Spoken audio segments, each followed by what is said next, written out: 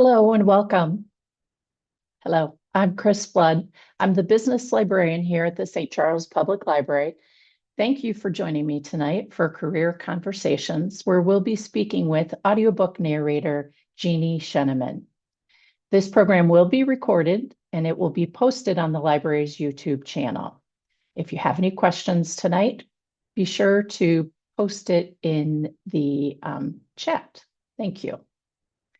I'm excited to share this peek behind the curtain at a career people might not be familiar with.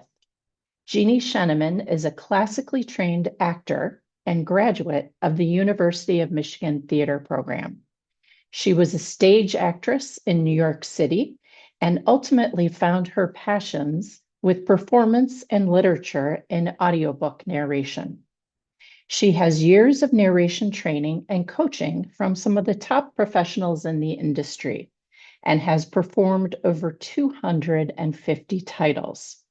Jeannie is also a member of SAG-AFTRA, the Audio Publishers Association, and the Professional Audiobook Narrators Association.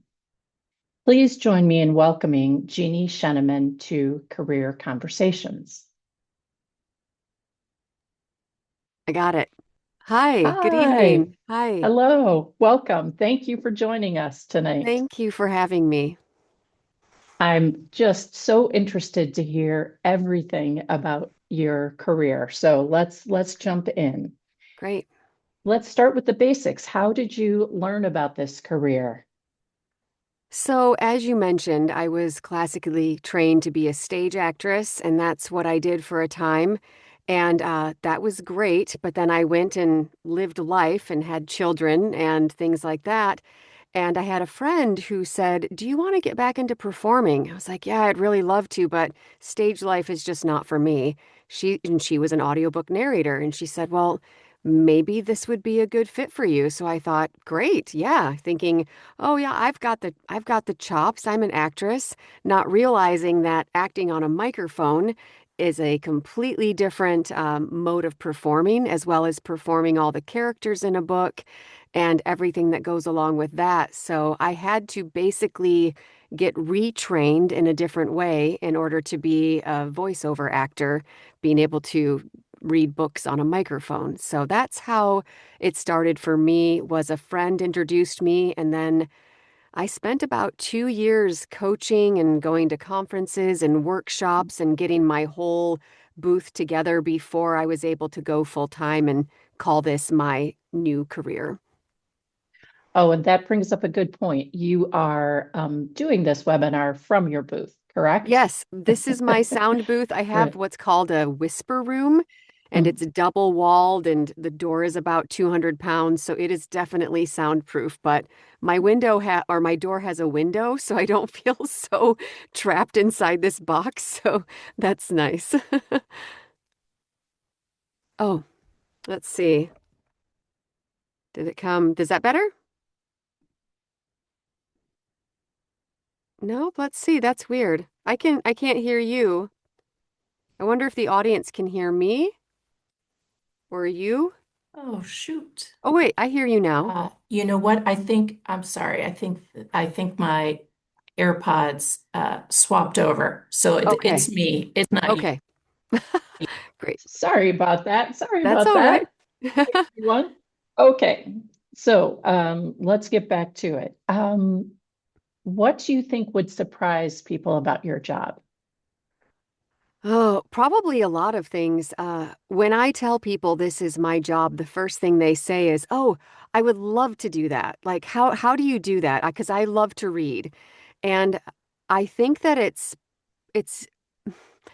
people don't know how hard it is to sit still in one place inside this box for about 6 hours a day is how many hours I can speak. The other about 2 to 3 hours of the day I'm doing other things for the business, but the actual sitting here and reading is about 6 hours a day. And so I'll tell people, go in your closet, don't move around, grab a book and see if you can read it word for word for Right, hours and hours in a row, and right, then talk to me and make right. sure that you really want to do that. Plus, you can't make mistakes. I mean, Mm. It's natural to make mistakes. Nobody reads perfectly, but we need to send really clean files to a publisher or perfect files to an author or engineer.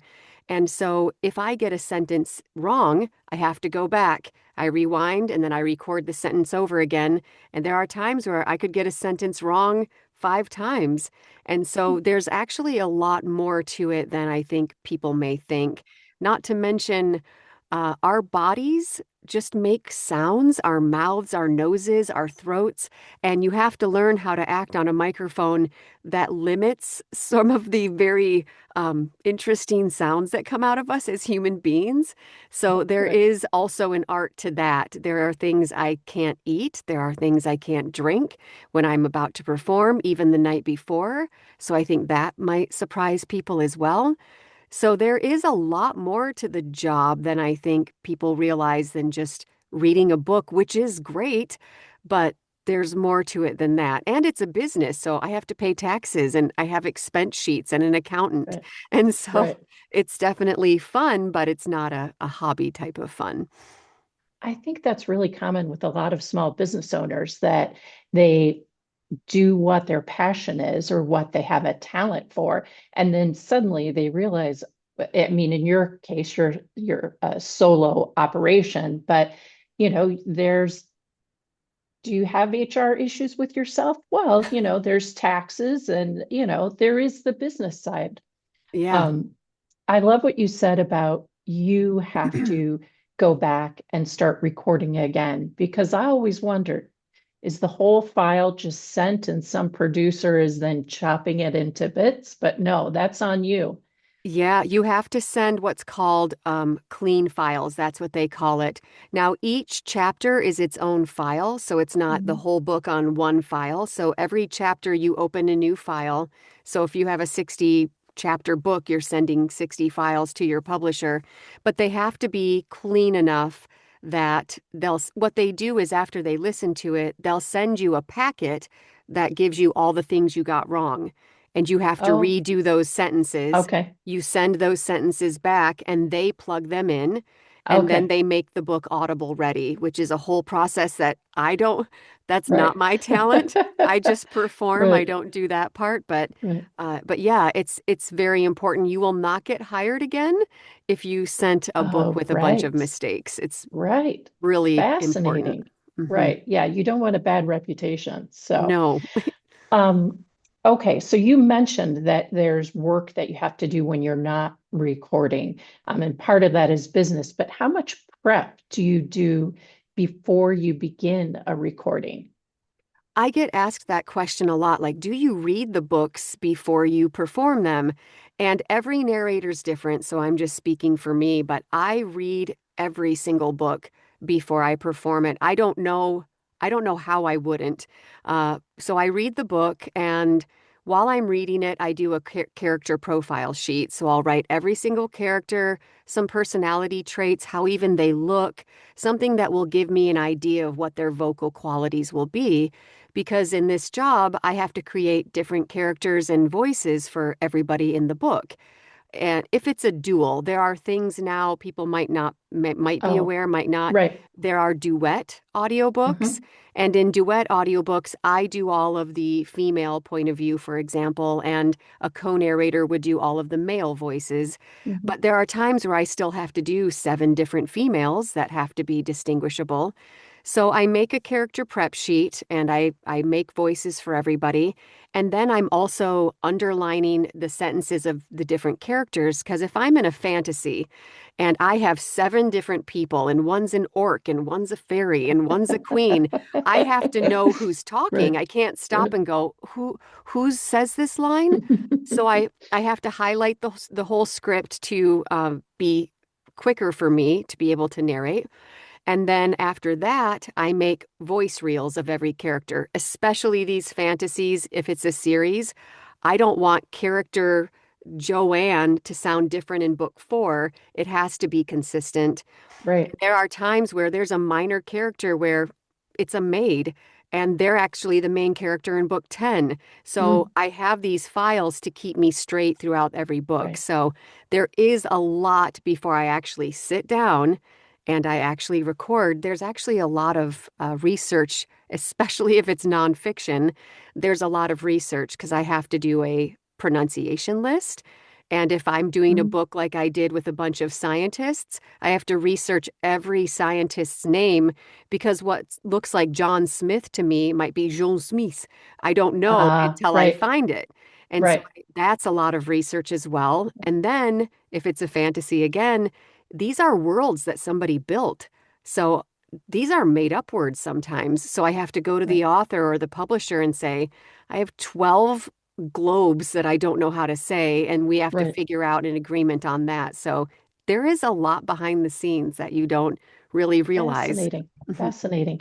Which brings me to another question, and that is, uh, um, how's the compensation work for this?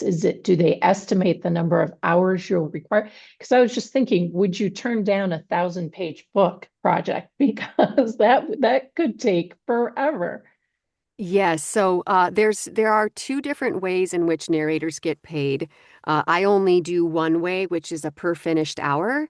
So, for example, what they'll do is they'll give me the word count. They'll say this is 100,000 words, and I know if I divide that by 8,300, that's my number for my pace of narrating. I know that that book will be 12 hours for me finished. Mhm. So finished is what the listener gets. That's 12 hours. That will take me double or triple the time to record. So if it's a 12-hour book, I think, well, I need to figure out 36 hours of booth time to get that done. But I'm still just paid for the 12 hours. Right, So it's a higher number. It was what it would look like to anybody else, like, oh, you get paid quite a bit an hour. But it's just for the finished book. And it that's false, right? Yeah, exactly, because yeah, that also will incorporate my time to prep or all the things that I mentioned before. That end money has to cover all of that. right, So right, so that's the main way to get paid. Some narrators do a royalty share with an author where they'll say, okay, well, I'll get 40% of the sales over a 7-year period. And then they don't get paid up front, they just get paid quarterly. And that's also a way that some narrators get paid. I don't get paid that way since this is my full-time business and it scares me not to know what I have coming in every month. But a lot right. of narrators swear by that they get these Hmm. checks and it's great for them. So there are Right, options. right. Interesting, interesting. Um, okay, so let's see. Have we kind of covered this? A typical day when recording. You've already talked about you would have had to read it. Um, you record, you make the corrections. How about this? Um, do you get feedback from the author or publisher about expectations for the different characters and their tone? Or do you make suggestions to them? It's a little different depending on the author, especially if I work with a publisher, I don't have contact with the author. That's through the publisher. But if an author hires me independently, then I work really close with the author. So that's kind of nice. But I will always get what's called a prep sheet from the author that gives me very specific things like this character has a Russian accent, this character is cocky, this character is soft. And so I have a little bit of a guidepost before I begin, but then it's up to me to create that voice. But I do get approval for now there are publishers that know me that I don't need approval for anymore. But a new publisher or an author, I will send them all my voice reels and say, how does this sound? Is this matching the person in your head that you wrote?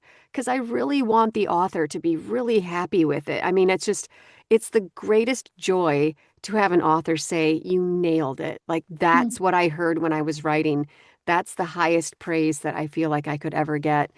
And so, by sending those voice reels, sometimes I'll get feedback from that. And people will say, oh, that's good, or that's not good, or that accent's too strong, or not strong enough. So, there is a lot of back and forth until a publisher gets to know you. And then it's a lot of trust after that. Hmm. You did kind of touch on this one as well, but is it difficult to achieve consistency across a long project? And I'm thinking colds, allergies, remembering the tone of a person.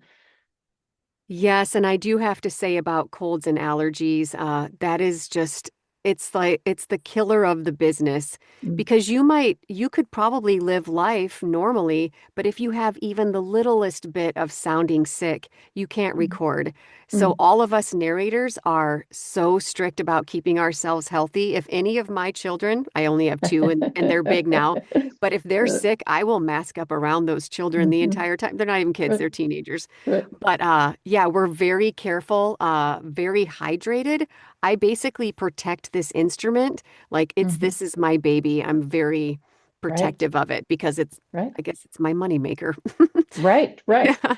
Well, I think people have heard, like, I know that, people when they're in live theater, they, are very specific about this throat lozenge or this tea or not, no dairy before. But you mentioned that I would think it's maybe even more so because in a theater, I guess if you're singing, but there's a little range, but there's not a lot of range for you.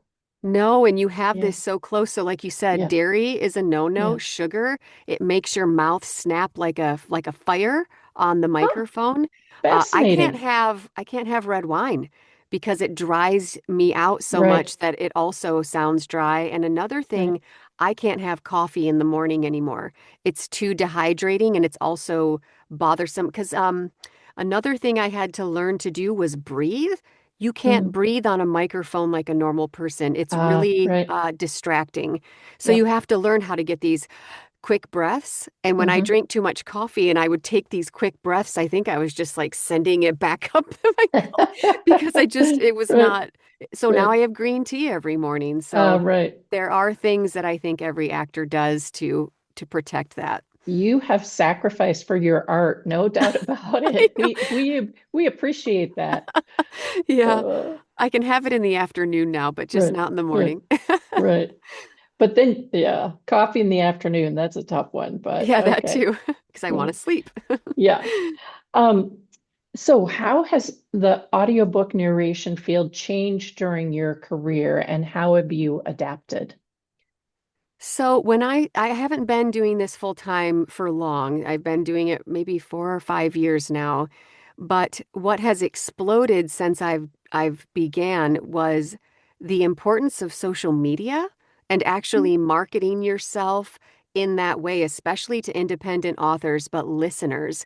Listeners will follow a narrator all like not religiously. I don't know of they're very dedicated followers of a particular narrator. And so I was a bit like, I don't want to do the social media thing. I Mhm. don't want to make content. That's that.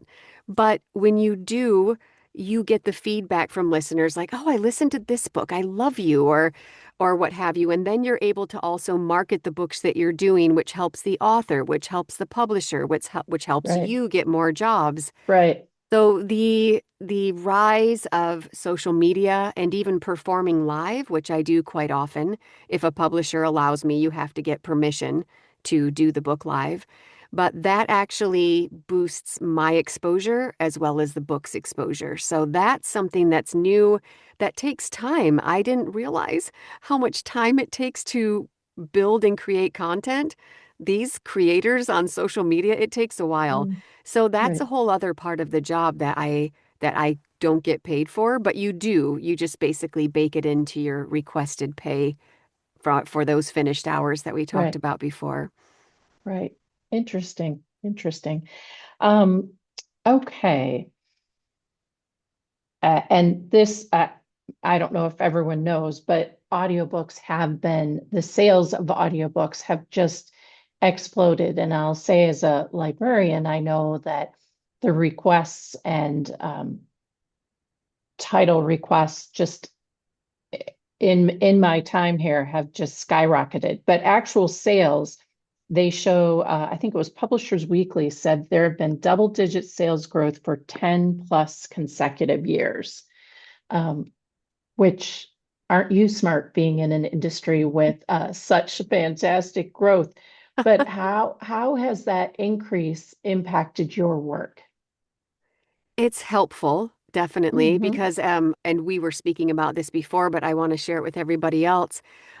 Audiobooks are so mainstream now that I don't think anybody writes a book without people saying in the industry, well, we also have to put it to audio. It's just expected that that book will be in audio. And that's great for people that are just busy, but they still want to escape with a book. I mean, when I had little kids, I needed to listen while I was cooking, or if I got the chance to go for a walk, I would listen, or driving the kids around in the car. But then there's also visually impaired. There's disabilities with reading that just opens the access with these stories, and so I think that it's just something that it's just it's just part of publishing now. And then that also opens up all of these back titles that were done Uh, in the 90s. I think I got a 90s romance recently, mhm. and that was really fun to do. And so I believe that it's really helpful for my career and ongoing because not only are there books that need to be done from a while ago, but it's just the norm now. If you are writing a book, it will go to audio more than likely. Right, right. That's you were a genius making this pivot in your career early I on. hope So so. yeah, You never know, but right, right. You never know. And that brings us to a topic that is very controversial, and that is AI. And what impact do you think AI will have on audiobook narration? AI is scary to a voice actor, to any actor, I think any artist even, because it's becoming so good and smart. It's sometimes hard to combat that, but I'm lucky that I'm part of SAG-AFTRA because they really go to bat for us. And publishers have contracts. All of the main publishers, there's the big five that people probably Penguin Random House, Simon and Schuster, and then there's all of the smaller publishing and producing houses. They all have contracts with SAG-AFTRA saying that they will not use Mm, artificial intelligence in their audiobooks.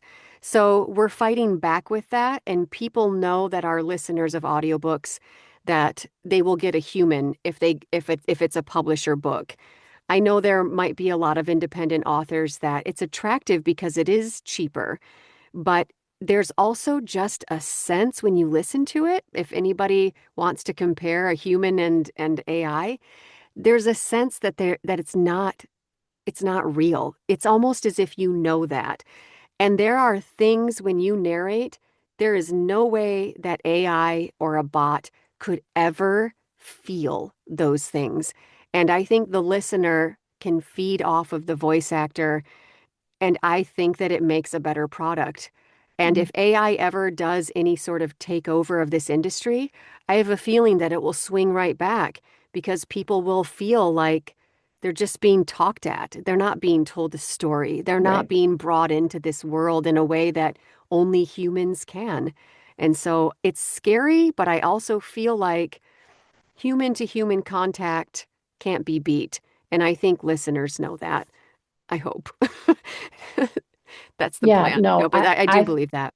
I think if I mentioned this before, but I am a dedicated listener, and I think most listeners would say, even without AI, that we all have probably had someone who wasn't maybe the best fit for that book. And you start listening and you think, oh my gosh, this this accent is terrible, or this, and you can't listen to that book. So I would maybe AI would get the accent right, but it wouldn't be the same as a really good actor's voice or narrator's voice, bringing the character to life, which is what you do. So okay. What do you and no secrets, I don't want to get you in trouble, but can you share what you're recording now? I think I can share it. I'm recording with Brilliance Publishing, and it's such a great book. It's by Angela Brown. I think I can say this. I am, obviously, but it's a women's fiction title. Maybe can I say the title? I don't Um, want to get you in trouble, so yeah. but Ways to Know Yourself. And it's so beautiful about this woman. She's in midlife and she has gone through the gamut of things. And these are some of my favorite books to do are these, since I am a middle-aged woman as well, just the trials that she goes through. And she goes back to the beach, the town of her childhood that she used to go to with her mom all the time, because she's trying to find herself again and find her path. And while she's there, she encounters younger versions of herself. And so it's just this really beautiful story of redemption and starting over again. So I am just loving it. It's so great. all right. That's the one. So how long between so you'll submit it once it's a clean copy. They might send corrections back. You make Yep, your they will. corrections. You send them back. What's the timing after that before, or it probably Yeah, varies. it does. But I would say once I'm done, and then it might take them 2 weeks to get me my corrections. And then I'm allowed industry standard is 3 days to get those back to them. And then they plug those in and then they have to engineer it. And then, Ah, so I would say once I'm done, a good month is probably when okay. it will come out. And some books I know while I'm recording because the publisher or the author want the print and the audio to come at the same time. Right, Sometimes they don't care, or sometimes the print's already out. But if I'm on deadline, I know I have to be done because if you're the narrator that's like, oh, I need another week, that will also be damaging to your reputation in the right, right. industry. And as an actor, there's a lot of competition. That's another thing I should have mentioned. As great as this is, it is very competitive. And you want to be the best, easiest person to work with. You want your Right, files to be the cleanest so right, that you're the one they're like, oh, Jeannie's easy. Let's have her do this book. right, That's what I right, hope for. So, yeah, right, about a month, I would say, from when right. I'm done. Yeah. So I got cast for this book at the beginning of January, and that's a pretty tight. Ah, Normally, right, like I'm cast for a book right now in October that's going to be released in December of 2026. So it just varies. right. Yeah. I would imagine it's kind of like puzzle pieces when you're looking at your schedule because you can't, well, like you said, there's a limit 6 hours per day for your voice, right? Yeah. Hmm. And it's not like you can speak at a higher rate of speed to get through the book faster. No, and Right. that's why I figure that I can easily reach 2 finished hours a day. So that's the only pressure I put on myself. Okay. But there are times where I might be like, I have to work tonight. I have to work this weekend because the Ah, contract is queen. right. I have to keep Right. the contract. So it's definitely not, I try to make it a 9 to 5 just for my own. I like to be ordered and scheduled Yes. like that. Yeah. But there are lots of times where I'm in here later Right. or on the Right. weekends. Right. Right. Okay. So you mentioned that you do have another job coming up in the future, but how do you come across those? How do you audition at this point in your career? So when you're first beginning, it's definitely harder than where I'm at right now, where it's just constant auditioning. It's constant emails to publishers like, hey, this is my website, or here's a new book I have out. Check me out, where you have to market yourself constantly to get known. I'm lucky that I'm at the point now where I receive requests. So I'll receive a request from a publisher and they'll say, if they have the script, they'll say, we'd like you to do this. Here's the script. What do you think? And uh, and so I can do that, but I also do still audition. There's a lot of books where they'll say, hey, we'd love you for this, but we want a few auditions for the author. So you audition, and sometimes you get it, and sometimes you don't. Right. And Right. then sometimes there's open casting calls on places like ACX or something called Ahab, or there's a bunch of sites where it's a more of a not a cattle call, but you have to be a member and you have a profile, for example. And then I'm one of hundreds of auditions. So it really varies. And it's important, I think, to do them all so that you're more varied in your business. You have lots of publishers you work with, but also independent authors will just email me and say, "Oh, Mm, I heard you in this. I loved you. Will you do my book?" And then that's great right, too. right. So it's really a lot of different ways, but I still market myself. I send letters to publishers every quarter just saying, "Here's this book I did. Here's this book I did." Like, for example, our Oscars are called the Audies. And Mm. so those are in New York City in a couple weeks. And I don't know how this happened, but I got nominated this year. And so it's a Yay! huge honor. And so now That's all my letters are fantastic. like, hey, I got nominated. I don't think I'm going to win. But I'm an Audie nominee. yeah, you get to Yeah, say that. So you want to push that out there so that more publishers are like, let's get her, let's get her. right. So there's still all that marketing. That's just Are constant. you attending the? Yep, I have a gown and Yep. everything because we get the red Wow. carpet and it's Wow. like really So wonderful. exciting. Yeah, Is it's that, I great. wonder, is that event broadcast somewhere or? It is, I think, on YouTube the night Yeah. of the Huh. the night of the Oh, ceremony. But interesting. yeah, so that's Well, good constant luck. marketing. Thank Good you. luck. Thank you. Do you have your acceptance speech yet? Well, luckily for Yeah. me, you don't Yeah. come up and do the speech. So Okay. thank Okay. goodness for that. Right. 'Cause Yeah, I don't know. the walk would make me nervous, Yeah, not the exactly. talking, the walk. Yes, especially in heels when I have to Right. be in pajamas basically in here because your clothes make so much noise that you don't Oh, realize. I right, have to right, wear linen and cotton basically in the right, booth because otherwise you'll hear just the scrape of your right. clothes. None of those beautiful matching neon sweatsuit sets from when was that, the 90s, right? Yeah, That would exactly. not work. No So, nylon. right, Yeah, right. Um, okay, you also record under the name Maeve York. I do. Um, why did you create the pseudonym and how did you choose the name Maeve York?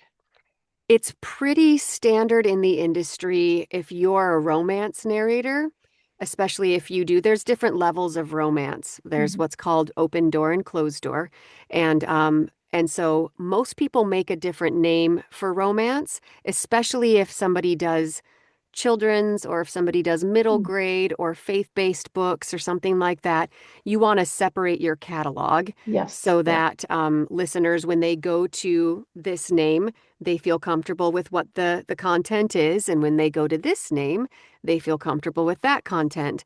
right. And plus, romance, I never knew this. Romance is huge. It's huge, and there are followers, and they love it. And once you're a romance narrator, people will seek you out. And that name pretty much only does romance. So Got my it. romance name is Maeve York. And I do a lot of fantasy under that name, but it's more romantasy. There's still a lot Okay. of romance in there.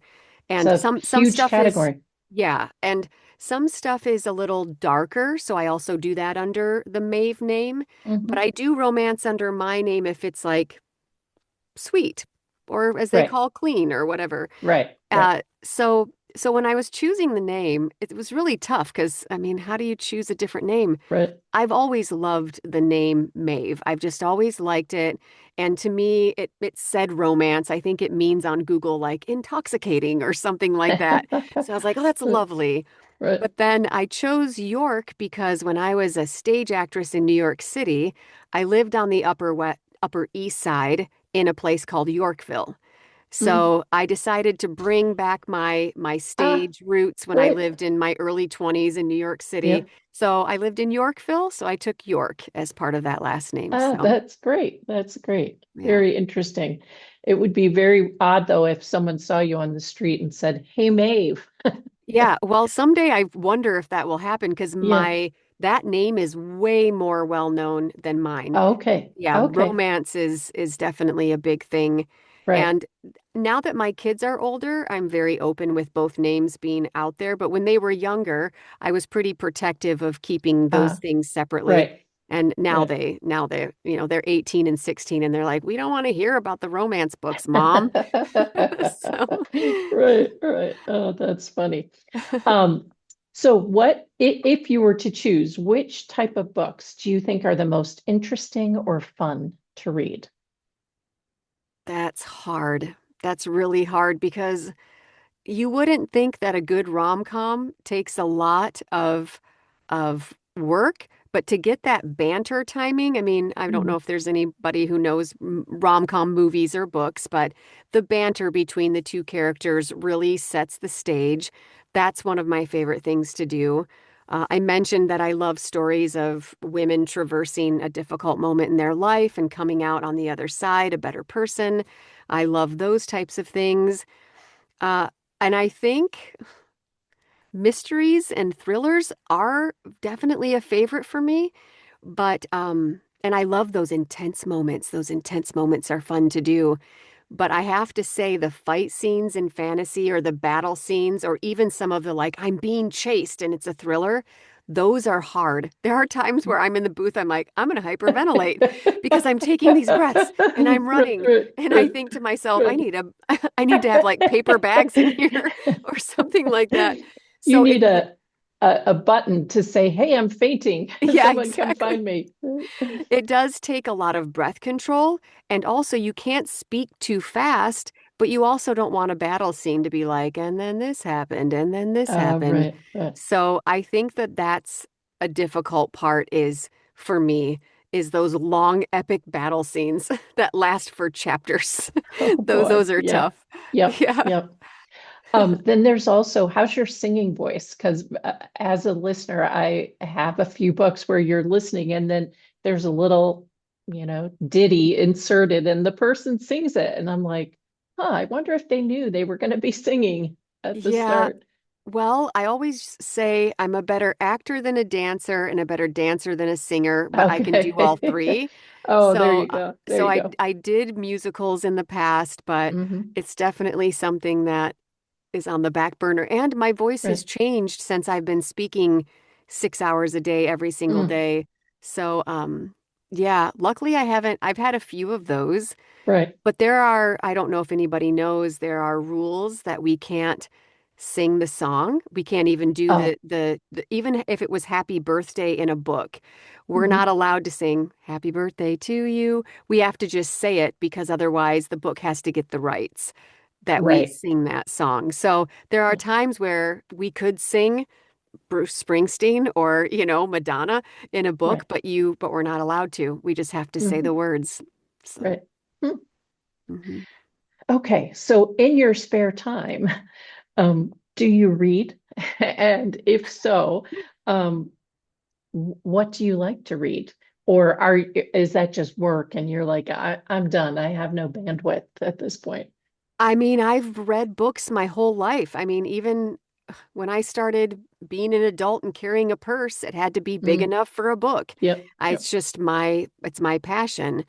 It has waned because I Mhm. read scripts every night and I record books every day. Yeah. But I still love a print book on the beach in the summer. I'm from Michigan, so there's lots of beaches around us. Yep. And I'm going on vacation in a week and I'm going to get a print book and I'm going to read it for fun, even though it's something I can't really do anymore. I will Right. say I listen to audiobooks though all the time. That even Hmm. though I can't read print, I will listen to audio all the time. And my favorite to read, I still love mysteries. I love mysteries. Just, Right. yeah, those Right. are probably my favorite. Hmm. Well, if you're listening to audiobooks, do you have any narrators that as you said, fans seek people out? Who's on your must listen list? Well, I don't know if anybody here are avid listeners, but I will listen to anything that Julia Whalen does.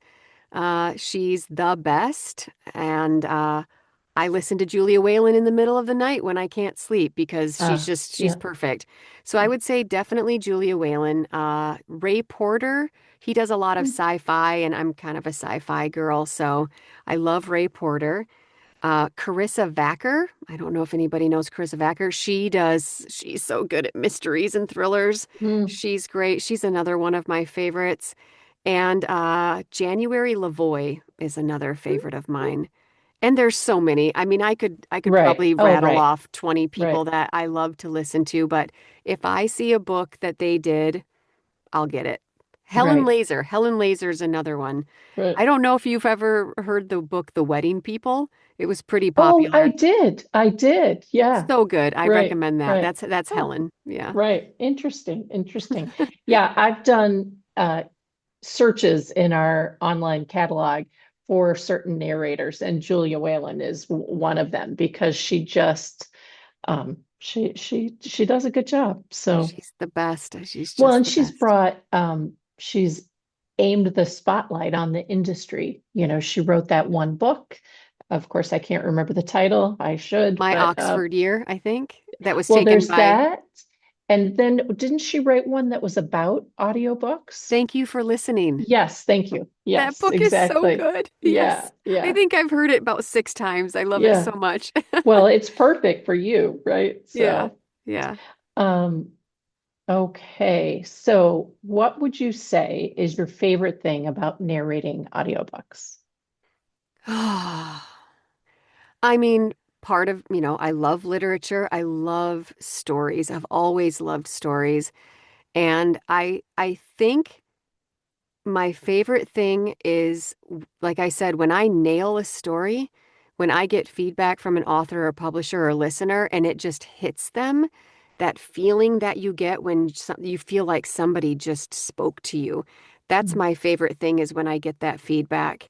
And to do that, it takes a lot of preparation ahead of time and a lot of focus when I'm recording. And so I do love that, but it's also pretty rewarding if you're doing a scene. And I think you and I spoke about this, where you have grandma, grandpa, the young kid, you have the disgruntled sister, you have the surfer brother, and you switch between all of those people and you do a scene with all these different voices. And when I get done with that, if I do it well without having to re record too many times, that feels really good. Or like we said with accents, like, Happy dance in your yeah, recording I booth, right? I had a book with a bunch of accents and it was so hard to keep switching in between each accent. But then when it was done, I was like, I did it. I just Right, did 5 different accents over and over. So I'd right. say that that's a challenge and makes it really fun though. That's good. I think not doing, even though uh, your actual task is you're doing the same thing. It's varied, so varied day to day based on, you know, the content of the book and the accents, and so it's not the same thing, which I think is always interesting. So Yeah, and every book gets a different vibe. If I have a yeah. really melancholy character, I will probably start just down here from the get-go. Or sometimes I have somebody that's super bubbly and talks really Right. fast, and so Yeah. it's really fun. Right. Yeah. Okay, so this is the last question, and so far we don't have any questions from our attendees. So, I see um, one in the Q&A. I don't know. oh shoot, Yeah, I'm there's one in sorry. the I Q&A. I had chat open, not Q&A. Let's Yeah. see. Okay, so let's go to this one. Okay. Um, how do you correct your audio recording if the publisher or author want minor corrections? Do you have to redo the entire book? No, thank goodness. That would Yeah. be awful. So, what we do in the industry, it's called punch and roll. And every narrator has to learn how to what's called punch and roll. And so when I'm recording, if I see the mistake, that's when I go back, I punch in, and I roll over my mistake and I Uh, redo that. So that's what that's called. So if I catch it, that's how that's done. But if the publisher catches it or the author catches it, what they do is they give me the timestamp. So they'll say, Chapter 1 at minute 17 and 48 seconds, you said this sentence wrong. So then they'll send me an example of what I said wrong, and then I will create a file. And everything I've done wrong, all I need to do is record just that sentence in this file. And then I wait for 2 seconds. And then I record my next mistake. I wait for 2 seconds. Uh, So I send them one file with every mistake that I've made. Hopefully, it's not many. Sometimes it is. yeah, And then I send that to them and they punch it in for me. So I never got have it. to re-record. I just do one sentence at a time. Even when I first started, I got a name wrong Mm. and I had to redo every sentence where I said that name. It was awful. And I'm very careful now. And I feel bad for the engineer that had to plug that in, but Oh, I didn't right, have to redo the book. I right, just had to right, redo every sentence, right, which is a relief. Yeah. right. You probably only do that once, right? I mean, how You many hope of so. us in our careers make one mistake early on and think, yeah, I don't want to do that again. So, Well, and I was on a fantasy. It was about a 5 book fantasy. And when you have a co-narrator, it's so important that you and your co-narrator talk a lot. I have text numbers of all my male co-narrators because we'll be like, how did you do this? If we forget, but we talk a lot in the beginning, like the name Kara. Are you saying mm, Kara or are you saying Kara? right, And so there's been times where me and a co-narrator said a name differently, and that's rare, but it happens, and we have to go back to our email discussion of what we decided on and who's the one that got it wrong. And that's the one that has right, to do all the right, corrections. So that's right, happened too before. right, right. Yeah. The pressure, gosh, my hands are getting sweaty. Like that's pressure. Okay, so there's no more questions in the Q&A, and I don't see any chat questions. So my last question is, for anyone considering a career in audiobook narration, what advice would you give them? So I would say there's some places to start out, first of all, just to get the idea of what you need to do, but it is an investment. It's like going maybe to get an associate's because this booth was not inexpensive. My microphone up here that goes up and down, Mhm, that was not cheap. And it's an investment where you have to supply all of these technological things first. It's reading books and that's great, but you have to have good quality because if you don't have good quality, you won't continually get hired. So there's that, but there's also the investment of having a website, which is paramount in the industry. And mm, on your website, you have to have demos, examples of the work that you do. So if you go to my website, I have two, one for JeannieSheneman.com, one for MaveYork.com. You'll see that the demos are front and center so people can find me. So that's super important. And then after that, it's being humble enough to get performance coaching. And mm, I got business coaching, I got performance coaching, and I got coaching on my brand because you basically make yourself into a brand. And I learned the types of books I wanted to do, but then I was getting different books because that's how publishers heard my voice.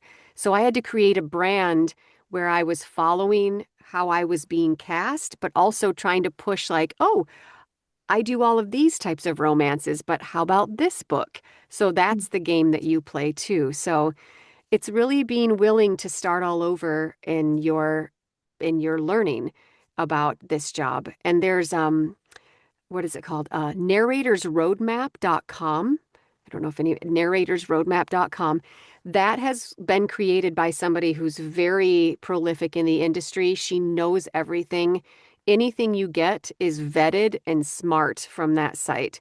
And so if mm, you go there, there's a lot of things of, oh, you want to be a narrator? Here's this course. Here's this coach. Here's this workshop so that you can start to learn how to do things. Yeah, narratorsroadmap.com. Yep. And okay. so I would say start there. And also, you're going to get rejected a lot. I mean, for every audition I did in the beginning, uh, I could have done 20 auditions and maybe gotten one. maybe not 50 and gotten one. So you have to Oh, be okay wow. with Right. rejection and you keep going. You keep having that faith in yourself and that trust and keep training. If you're not getting hired, figure out why and try and get coached with a new coach. I still Right. coach. I still have a coach, even 5 years into it. Right. How did you find your audiobook narration coach versus a business coach? I'm curious about both of those. Well, I was lucky because I was able to join a group of women narrators. It was a Facebook group, and so you get to and that's another thing that people could do too, is you'll be able to exchange different ideas and questions. So I could say, "Hey, I need to develop a website. Can somebody help me?" And so then I got this name, and I contacted them, and they helped me build my website.